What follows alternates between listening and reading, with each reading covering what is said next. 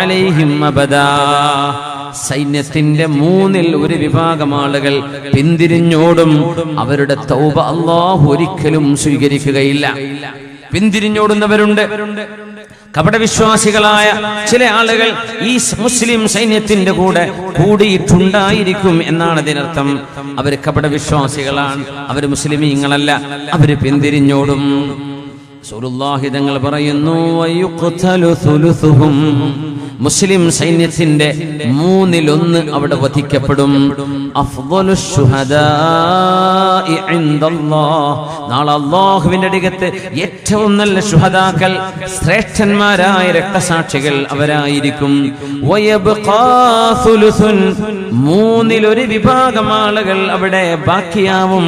ഫയഫ്തഹുല്ലാഹു ലഹു, ആ മൂന്നിലൊന്ന് സൈന്യമാണ് 9,60,000 വരുന്ന പട്ടാളക്കാരോട് പോരാടി ജയിക്കുക.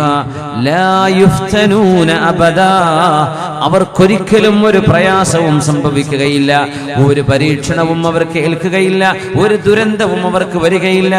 അവർ ഏറ്റവും നല്ല സജ്ജനങ്ങളാണ് ആ സൈന്യത്തിലെ ആ ശേഷിക്കുന്ന മൂന്നിലൊന്ന് എന്ന് മുഹമ്മദ് റസൂലുള്ളാഹി സ്വല്ലല്ലാഹു അലൈഹി വസല്ലം. സ്വഹീഹ് മുസ്ലിമിൽ തന്നെ അബ്ദുല്ലാഹി ഇബ്നു മസ്ഊദ് റളിയല്ലാഹു അൻഹു പറയുന്നുണ്ട്, ഹാജത് റീഹുൻ ഹംറാഉ ബിൽ കൂഫ, അന്ന് കൂഫയിൽ ഒരു ചെമന്ന കാറ്റടിച്ചു, ഒരു ചുവന്ന കാറ്റ്.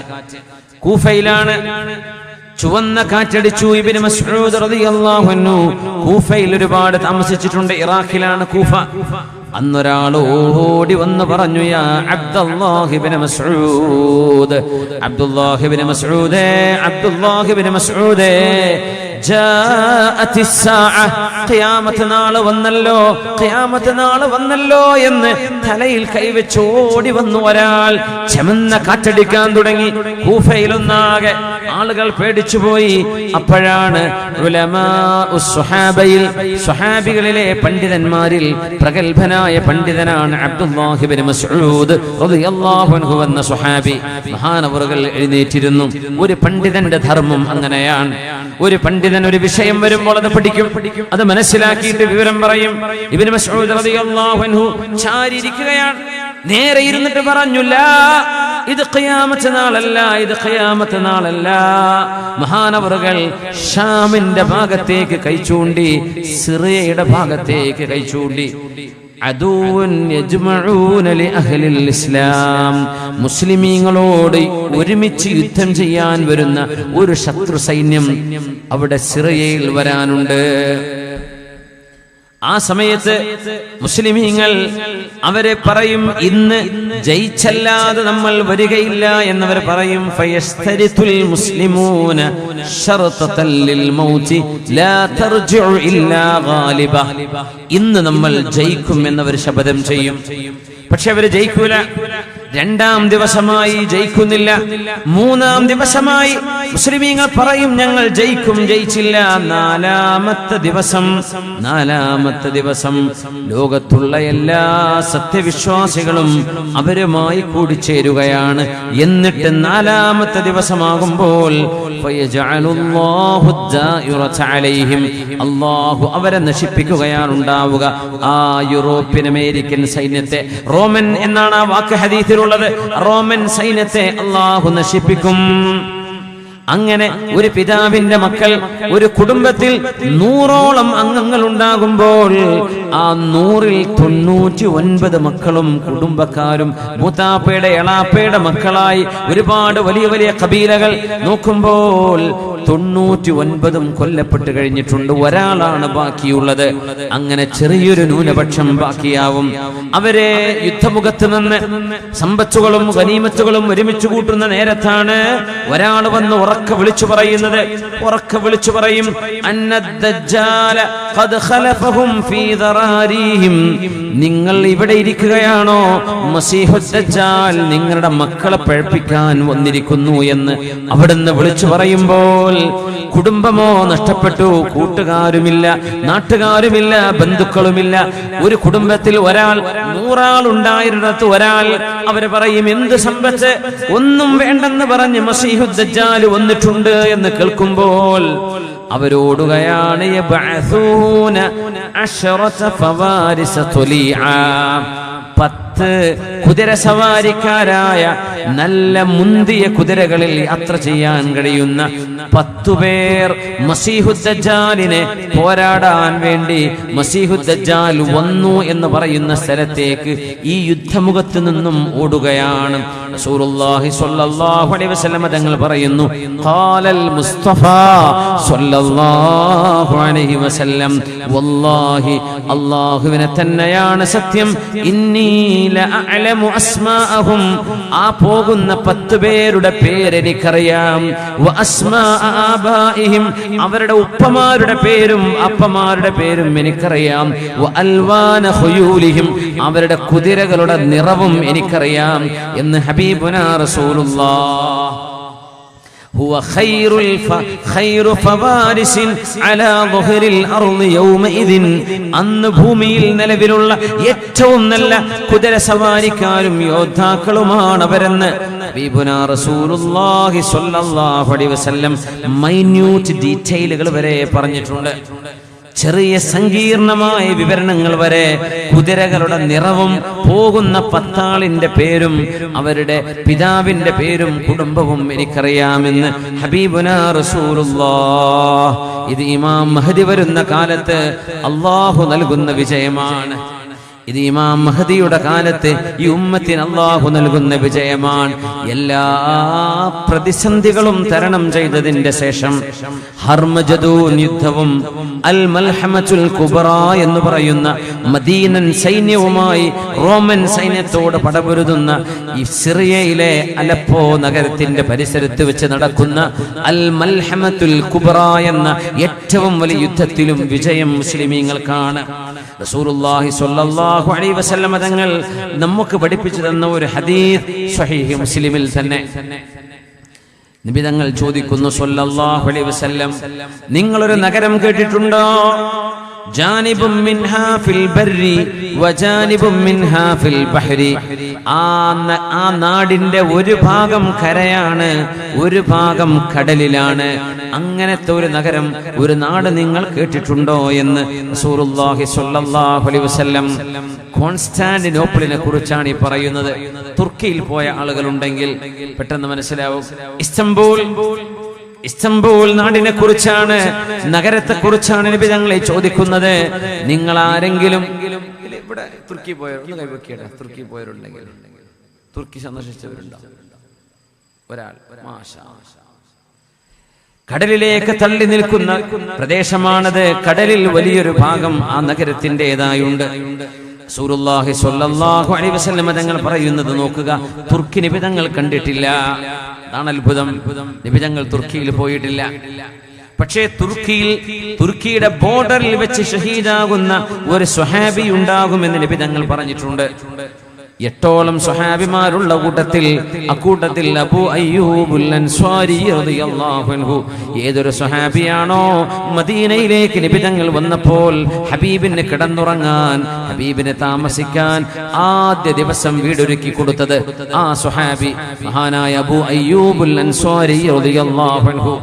മഹാനവറുകൾ അടക്കമുള്ള 8ഓളം സ്വഹാബിമാർ ഉള്ളിടത്താണ് തങ്ങൾ പറഞ്ഞത്, നിങ്ങളിൽ ഒരാൾ കോൺസ്റ്റാന്റിനോപ്പിളിന്റെ, അതായത് തുർക്കിയുടെ കോൺസ്റ്റാന്റിനോപ്പിളിന്റെ വാതിലിക്കൽ വെച്ച്, നഗരത്തിന്റെ വാതിലിക്കൽ വെച്ച് നിങ്ങളിൽ ഒരാൾ അവിടെയാണ് മറവ് ചെയ്യപ്പെടുക. പറഞ്ഞ പോലെ തുർക്കിയിലേക്ക് പോകുന്ന ഒരു സൈന്യത്തിൽ 90 കഴിഞ്ഞ സ്വഹാബിയാണെന്ന് മഹാനായ അബൂ അയ്യൂബുൽ അൻസ്വാരി റളിയല്ലാഹു അൻഹു. 90 കഴിഞ്ഞു. എന്നിട്ട് പോകുന്ന കൂട്ടത്തിൽ പറഞ്ഞു, സ്വഹാബികളെ ഞാനൊന്ന് പറഞ്ഞോട്ടെ, ഞാനടക്കമുള്ള ആളുകളോട് നബി തങ്ങൾ ഇങ്ങനൊരു വാക്ക് പറഞ്ഞിട്ടുണ്ട്, നിങ്ങളിൽ ഒരാൾ കോൺസ്റ്റാന്റിനോപ്പിളിലായിരിക്കും മരിക്കുക എന്ന്. എന്റെ കൂട്ടത്തിലുള്ള 7 പേരും മരിച്ചു കഴിഞ്ഞു, അവരാരും ഇങ്ങോട്ട് വന്നില്ല. അതിൽ 8ാമനായി ഇനി ഞാനാണുള്ളത്. ഞാനെങ്ങാനും മരിക്കുകയാണെങ്കിൽ എന്നെ നിങ്ങൾ ഈ കോൺസ്റ്റാന്റിനോപ്പിളിന്റെ ആ ബോർഡറിൽ തന്നെ മറവ് ചെയ്തേക്കണം. നാളെ അല്ലാഹുവിന്റെ മുമ്പിലേക്ക് ഞാൻ എഴുന്നേറ്റ് വരുമ്പോൾ എന്റെ ചുറ്റുവട്ടത്തും വിശ്വാസികളില്ലാതെ ഞാൻ ഒറ്റക്ക് മുസ്ലിമായി ലബ്ബൈക് അല്ലാഹുമ്മ ലബ്ബൈക്, ലബ്ബൈക ലാ ശരീക ലക ലബ്ബൈക എന്ന് തൽബിയത്ത് ചൊല്ലിയിട്ടായിരിക്കും നാളെ ഞാൻ പുനർജന്മം നൽകപ്പെടുന്നത്. അങ്ങനെ എനിക്ക് ആഗ്രഹമുണ്ട്, അതുകൊണ്ട് നിങ്ങൾ എന്നെ അവിടെ തന്നെ മറവ് ചെയ്യണമെന്ന് പറഞ്ഞു. ഹബീബായ നബി തങ്ങൾക്ക് കിടന്നുറങ്ങാൻ വീടൊരുക്കിയ ആ സ്വഹാബി ഇന്ന് അന്ത്യവിശ്രമം കൊള്ളുന്നത് തുർക്കിയിലാണ്. ഹബീബിന്റെ വാക്ക് പുലർന്നതാണത്. അതാണ് നമ്മുടെ റസൂൽ സ്വല്ലല്ലാഹു അലൈഹി വസല്ലം. ഹബീബിന്റെ ഓരോ ഹദീസ് കേൾക്കുമ്പോഴും വെറുതെ വിടരുത്. അത് ഹദീസല്ലേ, പറയരുത് ഇത് ലോകത്തിന്റെ ഗുരു, ഈ പ്രപഞ്ചത്തിന്റെ സൃഷ്ടാവ് എന്താണോ പറഞ്ഞു കൊടുക്കുന്നത് അതങ്ങനെ നമുക്ക് പറയാൻ വന്ന അള്ളാന്റെ ദൂതരല്ലേ മുഹമ്മദ് റസൂലുള്ളാഹ്. ഹബീബ് തങ്ങൾ ചോദിക്കുകയാണ്, സമിഅ്തും ബിമദീന, നിങ്ങളൊരു നഗരം കേട്ടിട്ടുണ്ടോ? ജാനിബും മിൻഹാ ഫിൽ ബർ വജാനിബും മിൻഹാ ഫിൽ ബഹർ, ഒരു ഭാഗം കരയിലും ഒരു ഭാഗം കടലിലുമുള്ള ഒരു നഗരം. നഅം യാ റസൂലല്ലാഹ്, ഞങ്ങൾ കേട്ടിട്ടുണ്ട് നബിയേ. ഹബീബ് പറയുന്നു, ലാ തഖൂമുസ് സാഅ ഹത്താ യഗ്സുഹാ 70,000 മിൻ ബനി ഇസ്ഹാഖ്. ബനു ഇസ്ഹാഖ് നബി അലൈഹിസ്സലാമിന്റെ പരമ്പരയിൽ നിന്ന് വരുന്ന 70,000 ആളുകൾ ആ തുർക്കിയിലെ കോൺസ്റ്റാന്റിനോപ്പിളിനോട് ഇസ്തംബൂളിനോട് യുദ്ധം ചെയ്യുന്ന സമയം വരേക്കും ലോകാവസാനം സംഭവിക്കുകയില്ല കേട്ടോ എന്ന് നബിയുനാ റസൂലുള്ളാഹ്. ആ സൈന്യത്തിന്റെ പ്രത്യേകത 2 എണ്ണമുണ്ട്. ഒന്ന്, ഈ സൈന്യം അറബികളല്ല. ആരാണ് ഇസ്ഹാഖ് നബിയുടെ മക്കൾ? ആരാണ് ഇസ്ഹാഖ് ഈ മക്കൾ? ബനു ഇസ്ഹാഖ്. അല്ലാമ ഇബ്നു കസീർ തങ്ങളടക്കമുള്ള ആളുകൾ എന്ത് വിവരണം ചെയ്തു എന്ന് നമുക്ക് പരിശോധിച്ചു നോക്കേണ്ടതുണ്ട്. മറ്റൊന്ന്, ഇവിടെ ആയുധമില്ലാത്ത യുദ്ധമാണ്. ലാ ഇലാഹ ഇല്ലല്ലാഹ്, അല്ലാഹു അക്ബർ എന്ന 2 ദിക്റുകളുടെ ഏറ്റവും ശ്രേഷ്ഠമായ മഹിതമായ ഫളായിലുകൾ, ശ്രേഷ്ഠതകൾ മനസ്സിലാക്കാൻ കഴിയുന്ന ഒരു സംഭവമാണിത്. അവിടെ ആ യുദ്ധത്തിൽ 70,000 ആളുകൾ സംബന്ധിക്കുന്ന യുദ്ധത്തിൽ വാളില്ല, പരിചയില്ല, പോർ വിമാനങ്ങളില്ല. അല്ലാഹുവിന്റെ റസൂൽ പറയുന്നു, ഫഇദാ ജാഊഹാ, അവരാ ആ സൈന്യം കോൺസ്റ്റാന്റിനോപ്പിളിലേക്ക് വന്നാൽ ലം യുഖാതിലൂ ബിസിലാഹിൻ. ഞാൻ ഈ അറബി ഇങ്ങനെ ഓതുന്നത് നബിതങ്ങൾ പറഞ്ഞ വാക്കാണ്. അത് വായിലൂടെ പറയുന്നത് ഒരു ബർക്കത്താണ്. നിങ്ങൾ വിചാരിക്കണേ ഈസ്താൻ എന്നാ പിന്നെ അർത്ഥം പറഞ്ഞാ പോരെ, അർത്ഥം പറഞ്ഞാൽ പോരെ നിങ്ങൾ തോന്നുന്നുണ്ടാവും അല്ലേ? പ്രയാസമുണ്ടോ? ഇല്ലല്ലോ. അറബി നമ്മുടെ ഭാഷയാണ്, നമ്മുടെ ഖുർആനിന്റെ കലാമാണ്. നബിതങ്ങൾ പറഞ്ഞ ഹദീസല്ലേ, തങ്ങളെ പറഞ്ഞത് നമ്മൾ നമ്മുടെ നാവിലൂടെ പറയാം. ഇതൊരു ബർക്കത്താണ്. അതിനുവേണ്ടിയാണ് വാക്കുച്ചരിച്ചിട്ട് അർത്ഥം പറയുന്നത്. സമയം നീണ്ടുപോവാണെന്നോ അതൊന്നും വിചാരിക്കരുത്. അവസാനിപ്പിക്കുകയാണ്. കഴിഞ്ഞു കൂടുതലൊന്നുമില്ല. لا تقوم الساعة حتى يغزوها 70,000 من بني إسحاق. ബനു ഇസ്ഹാഖ്, ഇസ്ഹാഖി മക്കളിൽ നിന്ന് 70,000 ആളുകൾ എണ്ണം പറഞ്ഞു. സൈന്യത്തിന്റെ 70,000. ബനു ഇസ്ഹാഖുകളിൽ നിന്ന് 70,000 അവര് കോൺസ്റ്റാന്റിനോപ്പിളിനോട് യുദ്ധം ചെയ്യും. നഗരത്തിന്റെ ഒരു ഭാഗം കരയിലും ഒരു ഭാഗം കടലിലും. അവര് വരുമ്പോൾ ആയുധം കൊണ്ടല്ല യുദ്ധം ചെയ്യുന്നത്. വലം യർമൂ ബിസഹ്മിൻ, ഒരു അമ്പ് കൊണ്ടല്ല അവര് എറിയുന്നത്. ഇന്നമാ ഖാലൂ, 70,000 ആളുകൾ നിന്നിട്ട് ആ നഗരത്തിലേക്ക് നോക്കിയിട്ട് പറയും, ലാ ഇലാഹ ഇല്ലല്ലാഹു വല്ലാഹു അക്ബർ. ഇതാ പറയാ, ലാ ഇലാഹ ഇല്ലല്ലാഹു വല്ലാഹു അക്ബർ. 70,000 ആളുകൾ ഒരുമിച്ച് ഈ ഒരു വാക്ക് ചൊല്ലുന്നെന്ന് ആലോചിച്ച് നോക്കൂ. നമ്മളൊന്ന് പറഞ്ഞു നോക്കൂ ഒരു ഉഷാറായിട്ട്. ലാ ഇലാഹ ഇല്ലല്ലാഹു വല്ലാഹു അക്ബർ. നമ്മൾ ആലോചിക്കണം ചൊല്ലുന്നതിന്റെ മുമ്പ്. ഒന്നുകൂടി പറയട്ടെ, ഒരു പ്രതിസന്ധിയിലാണ് നമ്മളെന്ന് ആലോചിക്കുക. നമ്മളൊരു സൈന്യത്തിന്റെ ഭാഗമായി നിൽക്കുകയാണെന്ന് ചിന്തിക്കുക. നമ്മുടെ മുമ്പിൽ ശത്രുക്കളുണ്ട്, പക്ഷേ നമുക്ക് ആയുധമെടുക്കാൻ പറ്റില്ല. നമ്മുടെ വിജയത്തിന്റെ സീക്രട്ട് പാസ്വേഡ് ഈ 2 വാക്കുകളാണെന്ന് നബി തങ്ങൾ പഠിപ്പിച്ചു തരുന്നു. എന്നിട്ട് ആ ഒരു നഗരത്തിന്റെ മുമ്പിൽ ചെന്ന് 70,000 ആളുകൾ ഒരുമിച്ചു നിന്നിട്ട് ഈ 2 ദിക്ർ ഘോരമായ ശബ്ദത്തിൽ ചൊല്ലുന്ന ആ ഒരു ഗാംഭീര്യത മനസ്സിൽ വെച്ചിട്ടൊന്ന് ചൊല്ലി നോക്കല്ലേ, ഷറാക്കൂലേ? 8 ആള് പോണ ജാഥക്കൊക്കെ എന്താ വച്ചാ നാട്ടിലെ? ആകെ 8 ആളെ ഉണ്ടാവുള്ളൂ. കാഞ്ഞങ്ങാട് നഗരം തന്നെ പറക്കും. അപ്പോ നമ്മൾ കുറച്ച് ആൾക്കാരുണ്ട് ഇവിടെ. ഒന്ന് ചൊല്ലില്ലേ, ഉറക്കെ ഇങ്ങനെ സങ്കല്പിക്കുക. നിങ്ങൾ അവിടെ എത്തിയിരിക്കുക, നിങ്ങൾ 70,000 ജയിക്കണം, ഇല്ലെങ്കിൽ പ്രശ്നമാണ്. നിങ്ങൾക്ക് വിജയിക്കാനുള്ളൊരു കോഡ്, സീക്രട്ട് വേർഡ് നബി തങ്ങൾ പറഞ്ഞു തന്നത് ലാ ഇലാഹ ഇല്ലല്ലാഹ് വല്ലാഹു അക്ബർ. ഒന്ന് ഉറക്കെ പറയല്ലേ? 3, 2, 1 go. ലാ ഇലാഹ ഇല്ലല്ലാഹു വല്ലാഹു അക്ബർ. ഒന്നുകൂടെ പറ. ലാ ഇലാഹ. മാഷാ അല്ലാഹ്. 70,000 ആളുകൾ കോൺസ്റ്റാന്റിനോപ്പിളിന്റെ കരയിൽ വന്നിട്ട് ഈ ദിക്റങ്ങ് ചൊല്ലുമ്പോൾ എന്ത് സംഭവിക്കും? ഫയസ്ഖുതു ജാനിബുഹല്ലദീ ഫിൽ ബഹർ. സമുദ്രത്തിന്റെ ഭാഗത്ത് നിൽക്കുന്ന ആ ഭാഗം അങ്ങ് താഴ്ന്നു പോകുന്നു, അവിടെ അങ്ങ് വീഴുകയാണ്. മുസ്ലിമീങ്ങളുടെ മുമ്പിൽ അത് കീഴടങ്ങുകയാണ്. രണ്ടാമത് അവർ പറയും, കരഭാഗത്ത് നിന്ന് വന്നിട്ട് ലാ ഇലാഹ ഇല്ലല്ലാഹു വല്ലാഹു അക്ബർ. ഇത് പറയുമ്പോഴേക്കും ആ കരയിലുള്ള ഭാഗവും കീഴടങ്ങുകയാണ്. ശത്രുക്കൾക്കൊന്നും ചെയ്യാൻ കഴിയില്ല. മൂന്നാമത് ഒരു തവണ കൂടെ ഈ സൈന്യം പറയും ലാ ഇലാഹ ഇല്ലല്ലാഹു വല്ലാഹു അക്ബർ. ഫഇദാ ജാഊഹ الثالث ഖാലൂ. മൂന്നാമതും അവിടെ വന്നവർ ചൊല്ലുമ്പോൾ ഫയുഫ്റജു ലഹും ഫയദ്ഖുലൂനഹാ. അവിടേക്ക് കടക്കാനുള്ള വഴി അല്ലാഹു തുറന്നു കൊടുക്കുകയും ആ കോൺസ്റ്റാന്റിനോപ്പിൾ മുസ്ലിമീങ്ങളുടെ കൈകളിലേക്ക് വരികയും ചെയ്യുമെന്ന് ഹബീബുനാ റസൂലുള്ളാഹ്. ഇതൊരു രാജ്യം കീഴടക്കാൻ പോകുന്ന കൊലയാളികളാണ്, കൊലയാളി സംഘമാണ് മുസ്ലിമീങ്ങൾ എന്ന് മനസ്സിലാക്കാനല്ല. അന്നത്തെ രാഷ്ട്രീയ ചുറ്റുപാടുകൾ ഈ പരുവത്തിലേക്ക് മാറും എന്നാണ് മനസ്സിലാക്കേണ്ടത്. കാരണങ്ങൾ നമ്മൾ പറഞ്ഞില്ല, എന്ത് കാരണത്തിനാണത് സംഭവിക്കുക എന്നറിയില്ല. അന്നത്തെ ചുറ്റുപാടുകൾ അതിനനുസരിച്ച് രാഷ്ട്രീയ മാറ്റങ്ങൾ അവിടെ ഉണ്ടാവുകയും ഇങ്ങനെ ഒരു സംഘം അവിടെ വരികയും ചെയ്യും. മഹാനായ ഹാഫിദ് ഇബ്നു കസീർ റഹ്മത്തുള്ളാഹി അലൈഹി ഈ ഹദീസിൽ വന്ന ബനു ഇസ്ഹാഖിന്റെ മക്കൾ അലൈഹിസ്സലാം ആരാണെന്ന് പറയുന്നു. ഹും സുലാലത്തുൽ ഐസ് ഇബ്നു ഇസ്ഹാഖ് ഇബ്നു ഇബ്രാഹിം. ഇബ്രാഹിം നബിയുടെ മകൻ, ഇസ്ഹാഖ് നബിയുടെ മകൻ ഐസ് എന്നവരുടെ മക്കളുടെ പരമ്പരയാണ്. അവരാണ് കോൺസ്റ്റാന്റിനോപ്പിളിൽ പോകുന്ന അറബികളെല്ലാം. വഹും മിനർ റൂമി സയുസ്ലിമൂന ഫീ ആഖിരി സമാൻ. ലോകാവസാനത്തോടടുക്കുമ്പോൾ യൂറോപ്യന്മാരിൽ നിന്ന് ഇസ്ലാമിലേക്ക് വരുന്ന പുതുമുസ്ലിമീങ്ങളായിരിക്കും അവര് എന്ന് മഹാനായ ഇബ്നു കസീർ റഹ്മത്തുള്ളാഹി അലൈഹി.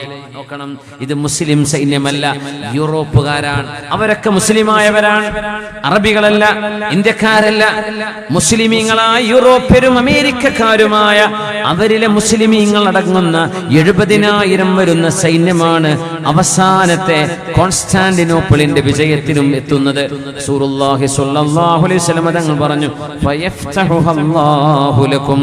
അല്ലാഹു നിങ്ങൾക്ക് അവിടെ വിജയം തരും.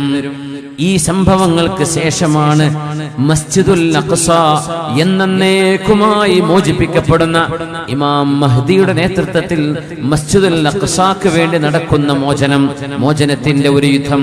അത് ജൂതന്മാർക്കെതിരെയുള്ള പടയോട്ടമായിരിക്കും.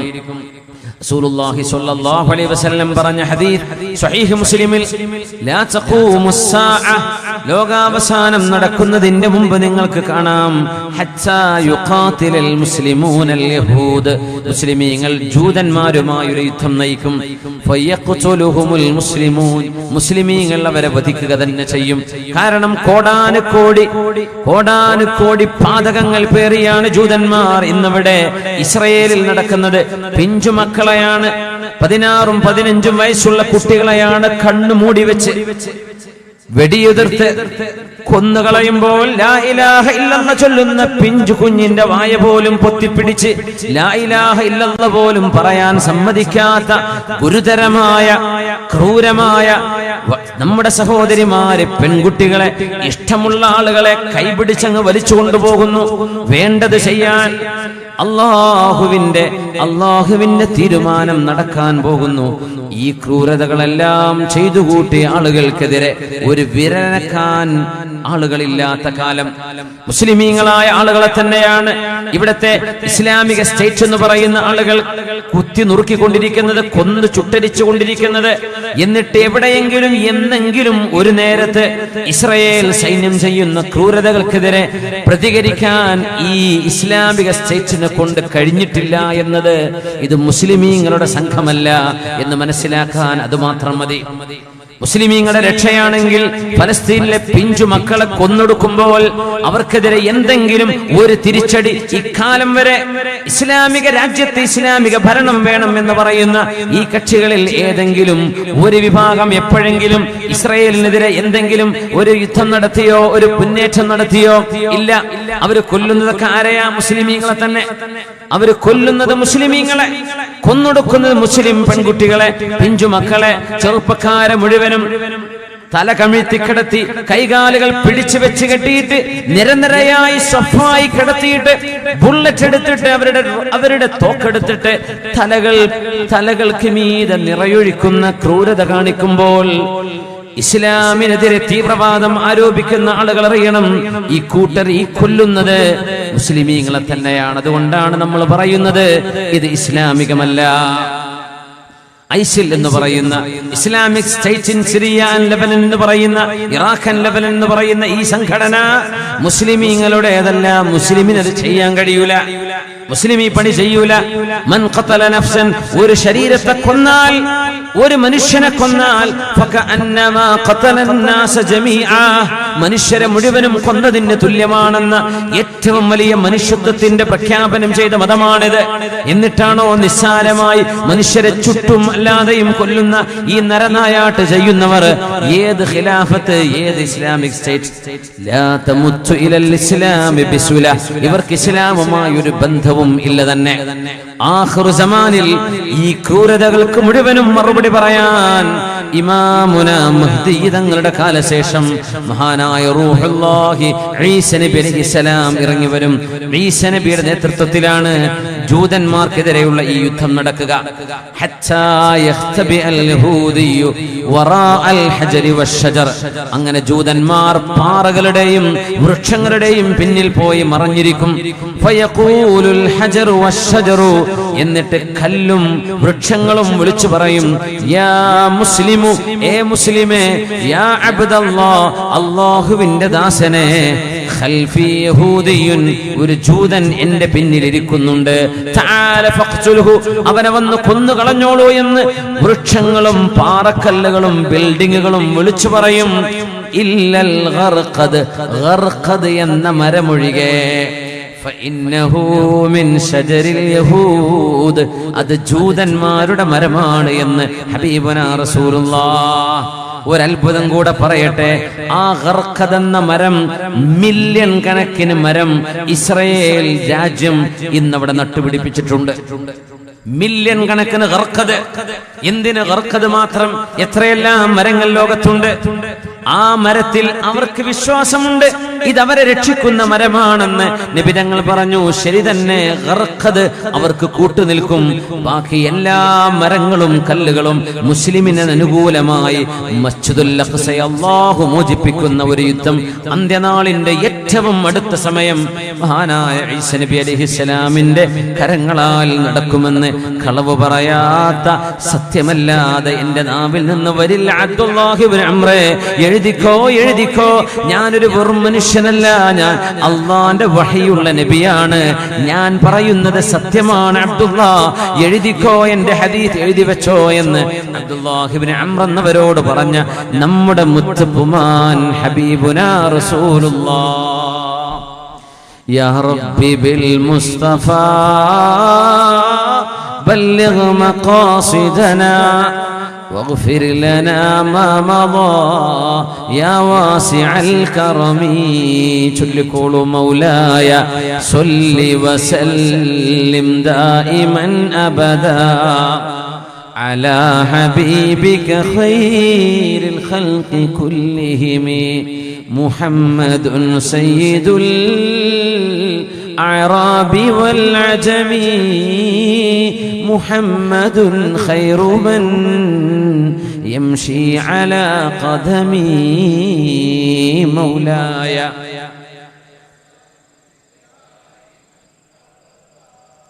على حبيبك خير الخلق كلهم هو الذي تم معناه وصورته ثم اصطفاه حبيبا بارئ النسم مولاي صل وسلم دائما أبدا على حبيبك خير الخلق كلهم فمبلغ العلم فيه أنه بشر وأنه خير خلق الله كلهم مولاي صل وسلم دائما أبدا على حبيبك خير الخلق كلهم തമീമുദ്ദാരി റളിയല്ലാഹു അൻഹു ഹബീബിന്റെ ഒരു ഹദീസ് കൂടെ പറഞ്ഞു തരുന്നു നമുക്ക്. ലയബ്ലുഗന്ന ഹാദൽ അംർ, ഇസ്ലാമിനോട് ശത്രുതയും മുസ്ലിമീങ്ങളോട് വൈരാഗ്യവും വെച്ച് പുലർത്തുന്ന മുഴുവൻ ആളുകളും ഒന്ന് കേൾക്കാൻ തന്നെ. മുത്തുനബി തങ്ങൾ ചെവി തുറക്ക് കേൾക്കാൻ പറയുന്നു അവിടുത്തെ പരിശുദ്ധമായ വചസ്സുകളിലൂടെ. അസൂയ വെച്ചിട്ട് കാര്യമില്ല, ശത്രുത വെച്ചിട്ടും കാര്യമില്ല. ഇത് മുറിച്ചു കളയാൻ കഴിയുന്ന, നുള്ളിക്കളയാൻ കഴിയുന്ന ഒരു ദീനല്ല. ഇത് ലോകത്തെ പടച്ചവന്റെ മതമാണ്. ലയബ്ലുഗന്ന ഹാദൽ അംർ മാ ബലഗൽ ലൈലു വന്നഹാർ. എവിടെയെല്ലാം രാവും പകലും എത്തുമോ അവിടെയെല്ലാം എന്റെ ഈ ദീൻ എത്തുക തന്നെ ചെയ്യുമെന്ന് നബിയുനാ റസൂലുള്ളാഹ്. 6 മാസം പകലും 6 മാസം രാത്രിയുമുള്ള ഫിൻലാൻഡിലും ഡെൻമാർക്കിന്റെ പരിസരങ്ങളിലും ഇന്ന് ഇസ്ലാം എത്തി എന്നുകൂടെ ചേർത്ത് വായിക്കുക. അവിടേക്കും ഇസ്ലാം എത്തി. മാ ബലഗൽ ലൈലു വന്നഹാർ വലാ യത്റുഖുല്ലാഹു ബൈത മദരിൻ വലാ വബരിൻ ഇല്ലാ അദ്ഖലതുഹുല്ലാഹു ഹാദദ്ദീൻ. ഏതു സാധാരണക്കാരന്റെയും പാവപ്പെട്ടവന്റെയും മുതലാളിയുടെയും വീട്ടിലേക്ക് ഈ മതം കടന്നു വരിക തന്നെ ചെയ്യും. ബിഇസ്സി അസീസിൻ, അഭിമാനത്തോടെ ഔ ബിദില്ലി ദലീൽ. എന്നാൽ ഒരുപക്ഷെ അവിടുത്തെ അവിശ്വാസികൾക്ക് അപമാനം വരുത്തി മുസ്ലിമീങ്ങൾക്ക് അഭിമാനം നൽകിയും ആവാം ആ വരവ്.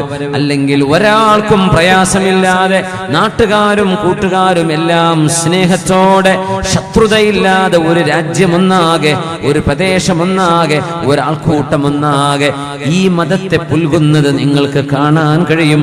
രാവും പകലും എവിടെയൊക്കെ എത്തുമോ അവിടെയെല്ലാം ലയബ്ലുഗന്ന ഹാദൽ الأمر ما بلغ الليل والنهار وصدق رسول الله.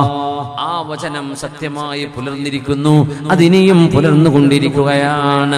അതുകൊണ്ട് ഇഖ്ബാലിന്റെ ഒപ്പം നമുക്കും ഒന്ന് പാടാം.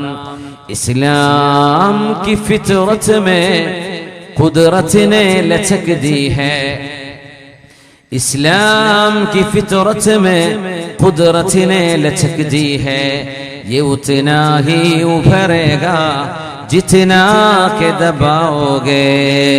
ഇസ്ലാമിന്റെ സൃഷ്ടിപ്പിൽ അല്ലാഹു ഒരു ഫ്ലെക്സിബിലിറ്റി വെച്ചിട്ടുണ്ട്. എത്ര നിങ്ങൾ അതിനെ ചവിട്ടി താഴ്ത്തുമോ അത്രത്തോളം അത് ഉയർന്നുകൊണ്ടിരിക്കും. നിശാനേ മർദ് മുഅ്മിൻ, ഇത് മുഅ്മിനിന്റെ ജീവിതമാണ്, മുഅ്മിനിന്റെ അഭിലാഷമാണ്.